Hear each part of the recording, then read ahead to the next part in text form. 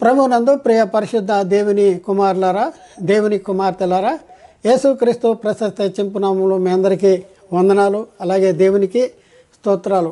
ప్రియులారా, ఎలా ఉన్నారు? చాలా బాగున్నారనే తెలుస్తున్నాం. అదే రీతిలో దేవుని కృప మహాదేశ్వర్యాన్ని బట్టి మేము కూడా కులాసాగానే ఉన్నాం. ప్రియులారా, ఒక ప్రత్యేక అంశం ద్వారా మీ చేరువలోనికి రావడానికి దేవుడు మాకు అనుగ్రహించినటువంటి ఈ కృపను బట్టి మరొకసారి దేవునికి కృతజ్ఞతాస్తులు చెల్లిస్తున్న దేవునికి స్తోత్రాలు. ప్రియులారా, ఈరోజు మనము నేర్చుకునే అంశము అనుగ్రహించిన ఈవులు. అంటే యేసుక్రీస్తు సెలవులో ధర్మశాస్త్రాన్ని కొట్టివేయటం ద్వారా మరి మనుషులకు అనుగ్రహించిన ఈవులు. అంటే ధర్మశాస్త్రం వలన పాపం అనే చెరలో బంధించబడిన వారిని యేసుక్రీస్తు సెలవులో ధర్మశాస్త్రాన్ని కొట్టివేయటం ద్వారా మరి ఆ ధర్మశాస్త్రం వల్ల పాపం అనే చెరగా పట్టుకుని పోయాడు. ఆ పట్టుకుని పోయిన తర్వాత మనుషులకు అనుగ్రహించిన ఈవులేంటి అనే దాని గురించి మనం కొన్ని వారాలుగా మనం నేర్చుకుంటున్నాం. అయితే ఇప్పుడున్న పరిస్థితుల్లో యేసుక్రీస్తు సిలువలో కార్చిన రక్తధారలో మరి ఆయన సిలువ మరణము పునరుద్ధానము అనే సంగతులు మనం విశ్వసించి నా పాపాల కోసం యేసుక్రీస్తుని దేవుడు ఈ లోకానికి పంపించాడు, నా పాపాల కోసం యేసుక్రీస్తు ఈ లోకాల్లో శ్రమపడ్డాడు, సిలువేయబడ్డాడు, రక్తం చిందించాడు, చనిపోయాడు, అలాగే తిరిగి లేచాడు, పరలోకానికి వెళ్ళాడు, తిరిగి ఆయన విశ్వాసం ఉంచి వారిని తిరిగి తీసుకెళ్ళటానికి మళ్ళీ రాబోతున్నాడు అనేసి మనము విశ్వసించి మారు మనసు పొంది పాప క్షమాపణ నిమిత్తం యేసుక్రీస్తు నామంలో బాప్తిజం తీసుకుంటమే కొత్తగా జన్మించటం, ఆత్మ మూలంగా జన్మించటం, దేవుని వలన పుట్టటం, సువార్త వలన పుట్టటం, సత్యవాక్యం వలన కనబడటం, మరి వాక్యమూలమైన జన్మ, ఇవన్నీ కూడా ఒకదానికి సంబంధించినటువంటి అర్థాలే. బాప్తిజం ఎప్పుడు తీసుకోవాలి? వినాలి. ఏం వినాలి? ఎవరి గురించి వినాలి? దేని గురించి వినాలి? బాప్తిజం ఎప్పుడు తీసుకోవాలి? బాప్తిజాలు తీసేసుకుంటున్నారు. ఏం విని బాప్తిజాలు తీసుకుంటున్నారు? అసలు బాప్తిజాలు ఎందుకు తీసుకుంటున్నారు? అయితే బాప్తిజం ఎప్పుడు పొందాలి? బాప్తిజం ఎవరు పొందాలి? వాక్యం చెప్తుంది ఏంటంటే జవాబు, వాక్యం విని అంగీకరించి మారు మనసు పొంది బాప్తిజం తీసుకోవాలి. వాక్యం వినాలి, ముందు వినాలి. ఎందుకంటే వినటం ద్వారా విశ్వాసం, వినట క్రీస్తుని గురించిన మాట వలన కలుగుద్ది అంటాడు. లేఖనాలను ఒకసారి పరిశీలన చేద్దాం. లేఖనాల్లో మరి అపోస్తలుల బోధలో మరి వాళ్ళు ఏ రకంగా బాప్తిజాలు ఇచ్చారో, ఎప్పుడు బాప్తిజాలు ఇచ్చారో, ఎప్పుడు వాళ్ళు పునర్జన్మ సంబంధమైన స్నానము ద్వారా నూతన స్వభావాన్ని ధరించుకున్నారో, క్రొత్త జన్మించారో, ఆత్మ మూలంగా జన్మించారో, వాక్య మూలంగా జన్మించారో మనం చూద్దాం. పేతురు చెప్తున్నాడు. పేతురు చెప్తున్న మాటలు వాళ్ళు అనేకులు నమ్మారంట. పేతురు చెప్తున్నాడు, వాక్యం బోధించాడు. అపోస్తుల కార్యాల్లో 4వ అధ్యాయం 4వ వచనంలో అక్కడ మనం పరిశీలన చేస్తే పేతురు వాక్యం చెప్పాడు. వాక్యం చెప్తే వినిన వారిలో అనేకులు నమ్మిరి, వారిలో పురుషుల సంఖ్య ఇంచుమించు 5,000 మంది. వాక్యము వినిన వారిలో అండర్లైన్ చేయాలి. వాక్యం ఏం చేయాలి? వినాలి. వాక్యం వినకుండా అయ్యగారు వస్తాడు, బాప్తిజం కావాలంటాడు. ఏం చేస్తాడు? ఆయన ఇస్తాడు డబ్బులు, ఒక 5,000 2,000 ఇస్తాను అంటే డబ్బులు ఉన్న ఆయన మరేం చేస్తాడు? వినుకోకుండా మరి సంఘానికి రాకుండా బాప్తిజాలు తీసేసుకుంటున్నారు. మరి చాలామంది సంఘాలకు వస్తారు కానీ బాప్తిజాలు తీసుకోరు. ఎప్పుడైనా అవసరం అనుకుంటే అప్పుడు తీసుకుంటారు. అయితే ఇక్కడ మనం చూస్తే వాక్యము వినిన వారిలో అనేకులు నమ్మిరి, వారిలో పురుషుల సంఖ్య ఇంచుమించు 5,000 మంది. అలాగే మరొక దగ్గర రాయబడింది, పేతురు ప్రసంగం చేశాడు. పేతురు ప్రసంగం చేసినప్పుడు వాక్యము అంగీకరించి బాప్తిజం తీసుకున్నారు. అంగీకరించాలి, వినాలి, అంగీకరించాలి. అపోస్తుల కార్యాల్లో 2వ అధ్యాయంలో 37వ వచనంలో చూస్తే వారు ఆ మాట విని, పేతురు చెప్పిన మాట విని హృదయాలు నొచ్చుకున్నారు.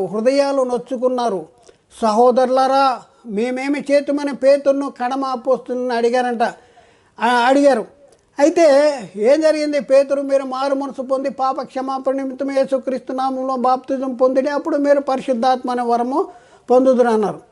అయితే 2:44 అపోస్తుల కార్యం 2:44 చూస్తే, కాబట్టి అతని వాక్యము అంగీకరించిన వారు, అతని సాక్ష్యం అంగీకరించిన వారు అని ఉందా, వాక్యం అంగీకరించిన వారు అని ఉందా? ఒకసారి ఆలోచింది. చాలామంది వ్యక్తిగత సాక్ష్యాలు వినే యేసుక్రీస్తు మేము చాలా భేదోళంగా ఉండేవాళ్ళం, ప్రభుని నమ్ముకున్నాము, కోటీసులు అయిపోయి మాకు 4 కార్లు ఉన్నాయి, 5 బిల్డింగ్లు వచ్చేసినాయి అంటే, అబ్బా యేసు నమ్మితే ఇలా జరుగుద్దా అనేసి, అలాగే పిల్లలు పుడతారని, లేకపోతే రకరకాల వ్యాపారాలు, ఉద్యోగాలు, కోర్టు గొడవలు, చదువులు, రకరకాలుగా ఈ లోక సంబంధమైనటువంటి సంగతులు విని వాటిని విశ్వసించి బాప్తిజం తీసుకునేటటువంటి పరిస్థితి. అది బాప్తిజం కాదు ప్రియులరా, దానివల్ల రక్షణ కలగదు. ఇక్కడ చెప్తున్నాడు, కాబట్టి అతని వాక్యము, అపోస్తుల కార్యం 2:41, కాబట్టి అతని వాక్యము అంగీకరించిన వారు, విన్నారు, అంగీకరించిన వారు బాప్తిజం పొందిరి. ఎంతమంది అంట? ఆ దినముందు ఇంచుమించు 3,000 మంది చేర్చబడ్డారు. వాక్యము వినాలి. ఎవరి గురించి చెప్పారు అపోస్తులు ఎవరి గురించి చెప్పారు? క్రీస్తుని గురించి. ఏ క్రీస్తుని గురించి? బాలుడైన క్రీస్తుని గురించి కాదు, మృతులు పునరుద్ధానుడైన క్రీస్తుని గురించి చెప్పారు. అయితే ప్రియులారా, సత్యవాక్యమును అనగా రక్షణ సువార్తను విని క్రీస్తునందు విశ్వాసం ఉంచాలి. ఏ వినాలి? సత్య సువార్తను వినాలి. అంటే రక్షణ సువార్తను విని క్రీస్తునందు విశ్వాసం ఉంచాలి, కానీ లోక సంబంధమైన సంగతులు వినటం ద్వారా విశ్వాసం కలగదు. ఎఫ్సి పత్రికలో 1వ అధ్యాయం 13వ వచనంలో అక్కడ రాయబడిన మాటను మనం పరిశీలన చేస్తే, మీరు సత్యవాక్యమును అనగా మీ రక్షణ సువార్తను విని క్రీస్తునందు విశ్వాసం ఉంచి వాగ్దానము చేయబడిన ఆత్మచేత ముద్రించబడ్డారు అంటాడు. ముద్రించబడ్డారు వీళ్ళు. అలాగే మనం చూస్తే ప్రియులరా, సమరయ వారు పిలుపు ప్రకటించిన దేవుని వాక్యాన్ని విని అంగీకరించి బాప్తిజం తీసుకున్నారు. సమరయ వాళ్ళు పిలుపు వాక్యాన్ని ప్రకటిస్తే విన్నారు, ఆ తర్వాత అంగీకరించారు, ఆ తర్వాత బాప్తిజం తీసుకున్నారు. వాక్యం వినాలి. ఏ వాక్యం? పిలుపు ఎవరి గురించి చెప్పాడు? క్రీస్తుని గురించి చెప్పాడు. యేసుక్రీస్తు. అపోస్తులు క్రీస్తుని గురించి చెప్పారు, ఇక్కడ పిలుపు కూడా క్రీస్తుని గురించి చెప్పారు. అపోస్తుల కార్యాల్లో 8వ అధ్యాయము 12 వచనము 13, 14 వచనములలో చూద్దాం. అయితే పిలుపు దేవుని రాజ్యమును గురించి, క్రీస్తు నామమును గురించి సువార్త ప్రకటించుతుండగా దేని గురించి చెప్తున్నాడు? దేవుని రాజ్యమును గురించి. యేసుక్రీస్తు ఏం చెప్పాడు?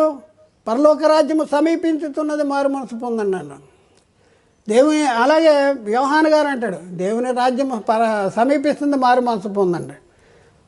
దేవుని రాజ్యాన్ని గురించి ఇక్కడ పిలుపు దేవుని రాజ్యమును గురించి, క్రీస్తు నామాన్ని గురించి, నామం అంటే మహిమను గురించి, క్రీస్తు జరిగించిన వాటన్నింటిని గురించి సువార్త ప్రకటించినప్పుడు వారు అతన్ని నమ్మిరి. అంటే అతన్ని నమ్మారంటే అతడు ప్రకటించినటువంటి సంగతులు నమ్మారు. నమ్మేం చేశారు? పురుషులు, స్త్రీలు బాప్తిజం పొందారు. ప్రకటించబడింది, క్రీస్తుని గురించి ప్రకటించబడింది, విన్నారు, ఆ తర్వాత నమ్మారు, బాప్తిజం తీసుకున్నారు. అప్పుడు సీమోను కూడా నమ్మి బాప్తిజం పొంది పిలుపును ఎడబాయకుండి సూచక్రియలను గొప్ప అద్భుత కార్యములు జరుగుతుండుట చూచి విభ్రాంతి పొందెను. అయితే సమరయ వారు దేవుని వాక్యం అంగీకరించిరని చూడండి, 14వ వచనం. సమరయ వారు దేవుని వాక్యం అంగీకరించిరని ఏం జరిగింది? ఇది ఎక్కడ? అపోస్తుల కార్యము 8వ అధ్యాయము 14వ వచనం. అక్కడ ఏంటంటే, సమరయ వారు దేవుని వాక్యం అంగీకరించిరని యెరూషలేములోని అపోస్తులు విని పేతురును యోహానును వారి వద్దకు పంపించారంట. సమరయ వారు దేవుని వాక్యాన్ని అంగీకరించారు. ఏం అంగీకరించాలండి? దేవుని వాక్యాన్ని అంగీకరించాలి. మనం ఆత్మ మూలంగా జన్మించాలన్నా, వాక్య మూలంగా జన్మించాలన్నా, పునఃస్థితి సంబంధమైన స్నానం చేయాలన్నా, సువార్త ద్వారా కనపడాలన్నా, సత్యవాక్యం వలన కనపడాలన్నా, అక్షయ బీజం ద్వారా కనపడాలన్నా కూడా ఏమి వినాలంటే దేవుని వాక్యం వినాలి. అది కూడా క్రీస్తుని గురించిన వాక్యం వినాలి, విశ్వసించాలి, మారు మనసు పొందాలి, పాపక్షమాపణ నిమిత్తం యేసుక్రీస్తు నామములో బాప్తిజం. ముందేం చేయాలి? వినాలి. అంటే ప్రకటించబడాలి, వినాలి. వినకోకుండా మారు మనసు వస్తుందా? వినకోకుండా పశ్చాత్తాపడతాం, వినకోకుండా బాప్తిజం తీసుకుంటే ఆ బాప్తిజం కరెక్ట్ అవుద్దా? ఒకసారి ఆలోచించండి. క్రీస్తుని గురించి వినాలి. అది కూడా ఏదో పాత నిబంధన చరిత్రలో వ్యక్తిగత సాక్ష్యాలు, లేకపోతే లోక సంబంధమైన సంగతుల్లో ప్రకృతి సంబంధమైన సంగతులు చెప్తే విని బాప్తిజం తీసుకుంటే అది బాప్తిజం కాదు, అదే కొత్త జన్మ కానే కాదు. పౌలు శీలల గురించి మనం పరిశీలన చేస్తే వాళ్ళు చెరసాలు వేశారు. చెరసాల్లో వేసి వాళ్ళు వేస్తే వాళ్ళు పాటలు పాడుతూ ఉన్నారంట. పాటలు పాడుతుంటే చెరసాల మధ్యరాత్రి ఏమైంది, చెరసాల బద్దలైపోయింది. అలాంటి పరిస్థితుల్లో మనం చూస్తే పౌలు శీలలు చెరసాల నాయకునికి అతని ఇంట ఉన్న వారందరికీ దేవుని వాక్యము బోధించారు. ఎప్పుడు బోధించారు? దేవుని వాక్యం. బాప్తిజం ఇచ్చారు. ఎప్పుడు బాప్తిజం ఇచ్చారు? ఎప్పుడు బాప్తిజం ఇచ్చారంటే మధ్యరాత్రిలోనే బాప్తిజం ఇచ్చారు. బాప్తిజం ఇచ్చిన తర్వాత వాక్యాన్ని బోధించారా? బోధించిన తర్వాత వాక్యాన్ని బాప్తిజం ఇచ్చారా? చాలా జాగ్రత్తగా. బాప్తిజం ఇచ్చిన తర్వాత వాక్యాన్ని బోధించారా? బోధించిన తర్వాత బాప్తిజం ఇచ్చారా? ఏది ముందు చేయాలి చూద్దాం. చూడండి, అపోస్తుల కార్యాల్లో 16వ అధ్యాయంలో 30వ వచనము, 31, 32, 33 వచనాలు.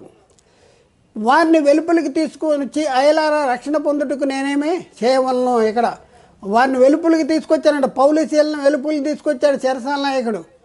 వారితో అంటున్నాడు, అయలారా రక్షణ పొందుటకు నేనేమి చేయాలి అంటే, అందుకు వారు 31వ వచనంలో ప్రభువైన యేసునామము యందు విశ్వాసం ఉంచుము, అప్పుడు నీవు నీ ఇంటి వారు రక్షణ పొందుదురని చెప్పాను. యేసునామము యందు విశ్వాసం ఉంచాలి. చెప్పకుండా ఎలా విశ్వాసం ఉంచుతాను? అర్థమైందా? నమ్ముకోండి బ్రదర్ అంటాడు. ఇదేం చెప్పరు. మీరు యేసుని నమ్ముకోండి అంటే అసలు యేసుని గురించే చెప్పరు. బాలుడైన యేసుని గురించి చెప్తారు. విశ్వాసం ఎలా వస్తుంది? వినటం ద్వారా. ఎవరి గురించి వినాలి? క్రీస్తుని గురించి వినాలి. ఇక్కడేమంటాడు? ప్రభు అయిన యేసునామము యందు విశ్వాసం ఉంచు, నీవు నీ ఇంటి వారు రక్షణ పొందుతారంటే యేసునామము యందు విశ్వాసం, నేను విశ్వాసం ఉంటే నేను నా ఇంటి వారు రక్షణ పొందుతారా? నేను విశ్వాసం ఉంటే అంటే వాక్యం వినుకోకుండా విశ్వాసం ఉంచాలా? ఒకసారి ఆలోచింది. 32వ వచనం, అతనికిని అతని ఇంటి వారందరికీ దేవుని వాక్యము బోధించారు. 32వ వచనంలో అతనికి అతని ఇంటి వారందరికీ కూడా దేవుని వాక్యం బోధించారు. 33వ వచనం, ఆ రాత్రి గడియలోనే అతడు వారిని తీసుకుని వచ్చి వారి గాయములు కడిగి వెంటనే అతడు అతని ఇంటి వారు కూడా బాప్తిజం తీసుకున్నారు. దేవుని వాక్యం ముందు విన్నారు, తర్వాత బాప్తిజం తీసుకున్నారు. రక్షణ పొందడానికి మేమేం చేయాలంటే యేసుక్రీస్తునందు విశ్వాసం ఉంచండి, అప్పుడు నీవు నీ ఇంటి వారు రక్షణ పొందుతారంటే అక్కడ ఆగిపోయారు చాలామంది. విశ్వాసం ఉంటే రక్షణ పొందుతాం బ్రదర్ మేము నమ్ముకుంటే అసలు ఏం నమ్ముకోవాలో కూడా తెలియదు. ఎందుకు నమ్ముకోవాలి తెలియదు, ఎవరు నమ్ముకోవాలో తెలియదు. ఒకసారి ఆలోచింది. అయితే ప్రియులారా, మనం అయితే ఇప్పుడున్న పరిస్థితుల్లో యేసుక్రీస్తు సిలువలో కార్చిన రక్తదారులు మరి ఆయన సిలువ మరణము పునరుద్ధానము అనే సంగతులు మనం విని విశ్వసించి నా పాపాల కోసం యేసుక్రీస్తుని దేవుడు ఈ లోకానికి పంపించాడు, నా పాపాల కోసం యేసుక్రీస్తు ఈ లోకాల్లో శ్రమపడ్డాడు, సిలువేయబడ్డాడు, రక్తం చిందించాడు, చనిపోయాడు, అలాగే తిరిగి లేచాడు, పరలోకానికి వెళ్ళాడు, తిరిగి ఆయన విశ్వాసం ఉంచి వారిని తిరిగి తీసుకువెళ్ళటానికి మళ్ళీ రాబోతున్నాడు అనేసి మనము విని విశ్వసించి మారు మనసు పొంది పాప క్షమాపణ నిమిత్తం యేసుక్రీస్తు నామములో బాప్తిజం తీసుకుంటమే కొత్తగా జన్మించటం, ఆత్మ మూలంగా జన్మించటం, దేవుని వలన పుట్టటం, సువార్త వలన పుట్టటం, సత్యవాక్యం వలన కనబడటం, మరి వాక్యమూలమైన జన్మ, ఇవన్నీ కూడా ఒకదానికి సంబంధించినటువంటి అర్థాలే. బాప్తిజం ఎప్పుడు తీసుకోవాలి? వినాలి. ఏం వినాలి? ఎవరి గురించి వినాలి? దేని గురించి వినాలి? బాప్తిజం ఎప్పుడు తీసుకోవాలి? బాప్తిజాలు తీసేసుకుంటున్నారు. ఏం విని బాప్తిజాలు తీసుకుంటున్నారు? అసలు బాప్తిజాలు ఎందుకు తీసుకుంటున్నారు? అయితే బాప్తిజం ఎప్పుడు పొందాలి? బాప్తిజం ఎవరు పొందాలి? వాక్యం చెప్తుంది ఏంటంటే జవాబు, వాక్యం విని అంగీకరించి మారు మనసు పొంది బాప్తిజం తీసుకోవాలి. వాక్యం వినాలి, ముందు వినాలి. ఎందుకంటే వినటం ద్వారా విశ్వాసం, వినట క్రీస్తుని గురించిన మాట వలన కలుగుద్ది అంటాడు. మన జన్మ అలాంటిది. మనము అక్షయ బీజము నుండి జన్మించబడ్డామా? మనము వాక్య మూలంగా జన్మించబడ్డామా? మన మన పరిస్థితి ఎలా ఉంది? శాశ్వతమగు జీవము గల దేవుని వాక్యం మూలంగా అనగా అక్షయ బీజము నుండి జన్మించబడినటువంటి వారం మనం, జన్మించబడిన వారం. కాబట్టి అలా జన్మించిన వాళ్ళకి మరి శాశ్వతమగు జీవము, అలా జన్మించిన వారికి నిత్య జీవము, అలా జన్మించిన వారికి మరి క్రొత్త జన్మ, అలా జన్మించిన వారే పాప క్షమాపణ, అలా జన్మించిన వారే రక్షణ, అలా జన్మించిన వారే క్రీస్తుతో కూడా క్రీస్తు సింహాసనం మీద కూర్చుండేటటువంటి పరిస్థితి. కాబట్టి ప్రియులారా, ఒకసారి ఆలోచించండి. నీటి మూలంగాను ఆత్మ మూలంగాను జన్మించారా? ఆ జన్మించటం అంటే ఏంటో మనకు తెలుసా? ఒకసారి మనం ఆలోచించుకోవాల్సిన అవసరం ఉంది. అలాగే కొత్తగా జన్మించామా? కొత్తగా జన్మించటం అంటే ఏంటి? జన్మించామా? దేన్ని బట్టి జన్మించాం? ఆత్మ మూలంగా జన్మించామా? దేవుని వలన పుట్టామా? స్వార్థ ద్వారా కనబడ్డామా? సత్యవాక్యం వలన మనం కనబడ్డామా? ఎలాంటి పరిస్థితుల్లో ఉన్నాము? మన పరిస్థితి ఏంటి? మనం ఆలోచించుకోవాల్సిన అవసరం ఉంది. మనం శరీరం మూలంగా జన్మించింది శరీరం అయితే, ఆత్మ మూలంగా జన్మించింది ఆత్మీయమైనది. శరీరం మూలంగా జన్మించింది రక్తం వలన, శరీరేచ్ఛ వలన, మానసేచ్ఛ వలన పుట్టిన జన్మ అది. ఇది క్షయబీజము నుండి కాదు. మరి ఆత్మ సంబంధమైన జన్మ క్షయబీజము నుండి కాదు, అక్షయ బీజము నుండి, అనగా జీవము గల దేవుని వాక్యం మూలంగా పుట్టించబడటం, స్వార్థ ద్వారా కనబడటం. కాబట్టి ప్రియులారా, ఆలోచించండి, ఎలాంటి పరిస్థితుల్లో ఉన్నాం మనం? మన పరిస్థితి ఎలా ఉంది? మన జన్మ కరెక్టేనా? మనం తీసుకున్న బాప్తిదాలు కరెక్టేనా? మనం విన్నది కరెక్టేనా? యేసుక్రీస్తుని గురించి ఏం విన్నాం? యేసుక్రీస్తు ఎవరైనా విని బాప్తిని తీసుకున్నాం? మనం పరిశీలన చేసుకోవాలి. మన జన్మ సరైనది కాకపోతే మనకి నిత్య నరకము తప్పదు. కాబట్టి ఆలోచించేయండి, అర్థం చేసుకోండి, సత్యాన్ని గ్రహించడానికి ప్రయత్నం చేయండి. దేవుడు మాట్లాడిన ప్రతి మాట ప్రతి ఒక్క హృదయంలో నీరుగట్టి ఫలింపు చేయనుగాక. ఆమెన్.